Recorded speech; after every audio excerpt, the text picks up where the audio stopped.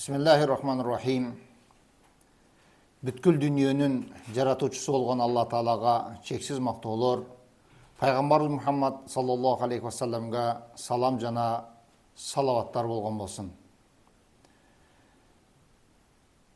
Пайғамбарымыз Мұхаммад саллаллаху алейхи вассалам Алла Тааладан қошына туралы аяттар келе баштаганда, қошына мураскер да болып қалау деген ой пікірлер дағы жаралып қалған әлі. Қошынаның ақысы қошынаға ушунчалык деңгээлде жогору деп айтсақ адашпайбыз.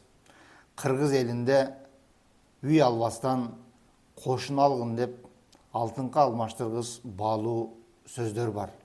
Кайсыл конушка барбагын, ошол конуштан үй аларда ар жак бер жагыңды карап, қошына ким экен деп эң биринчи қошынаны сураштырышкан.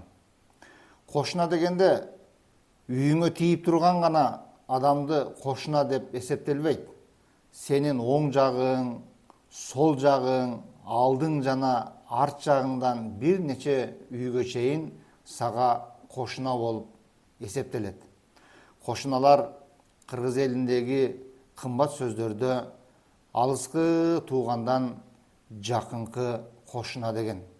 Алыскы тууганың сенден кабар угуп келгенге чейин жакынкы қошунаң сенин үйүңдө жакындан жардам берип, кызматыңды кылып, жада калса башыңа иш түшсө башыңды жөлөп турчуда ошол жакшы қошунаң болуп эсептелет. Ар бир кыргыз инсаны бул нерсени тастыктап айтканга жарар. Кичине кезибизде апаларыбыз нан жапканда алгачкы нанды дандырдан үзгөн кезде ошол нанды кошунага ким алып барып берген эмес. Бурунку учурда билесиздер, пайшамба күндөрү ар бир үйдө очокко от жагылып казан кайнатчу. Ал казанда эмне тамак даярданат, кеп анда эмес.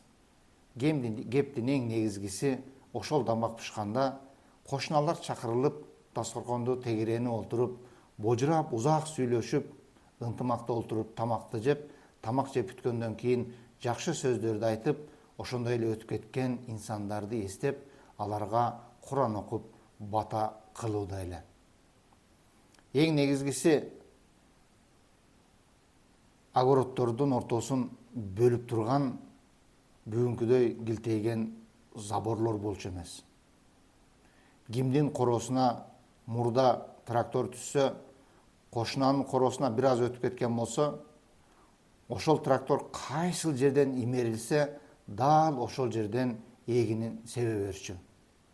Меникини өтүп кетипсиң, сенин короң могул жерден болчу деп кошуна эч качан аны менен ызылдап айтышчу эмес.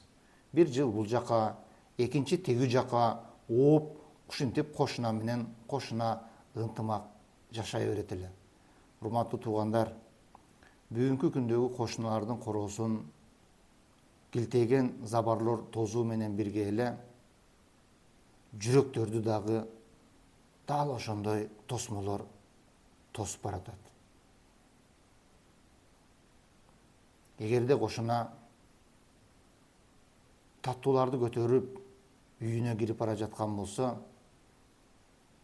жада калса кошунанын кичинекей наристелери ошол жакты карап эч нерседен бүгүн үмүт да кылбай калды.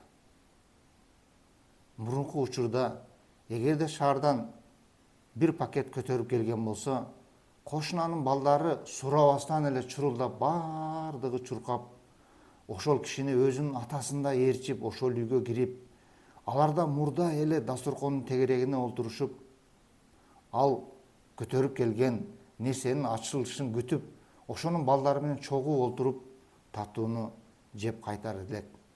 Бүгүнкү күндө жаш наристелерimiz, чоңдорубуз ассаламу алейкум, ой кошуна кандайсың деген саламга да кээде келбей калдык го. Урматтуу туугандар, келиңиздер, кошуналык акыбызды унутпайлык. Бул нерсенин түгүндө өтө чоң ата бабаларыбыздын муундан муунга калтырып келген, жазылбаган, бирок жүрөктөн жүрөккө жеткизген мээрим жана махаббат, аталардан бизге калган аталык мээрим, аталардын берекелүү ак батасы бар. Ар бир үйгө кошуналык мээримди тилейм. Ар бир үйгө кошуналык рахатты тилейм. Ар бир үйгө кошуналык балдардын божурашып ынтымак жашашын тилейм. Мейли бүгүн замандын талабы экен, бийик тосмолор болсун, бирок ал тосмолор биздин жүрөгүбүздү тоспосун.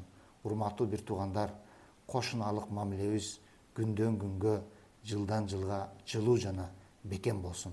Ассаламу алейкум ва рахматуллахи ва баракатуху.